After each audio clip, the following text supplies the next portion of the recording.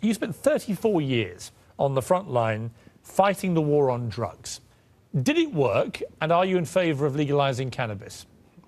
Piers, obviously it did not work, and it's not working now.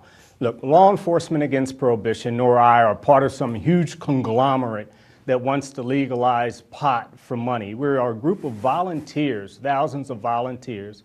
We have spent our careers on the front lines of the war on drugs. We have decimated communities, mainly poor communities and black communities. You know, and it's time for a change. Don't get me wrong. I feel for what Mr. Sabet and Mr. Kennedy are saying.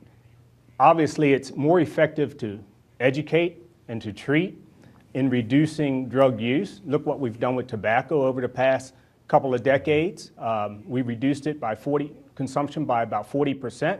We're not sending anyone to prison. We're not shooting each other in the streets. And let me talk about prison right now.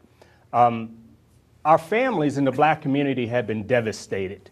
1 in 9, that's the number of black children with parents in prison, compared to 1 in 57 for white children.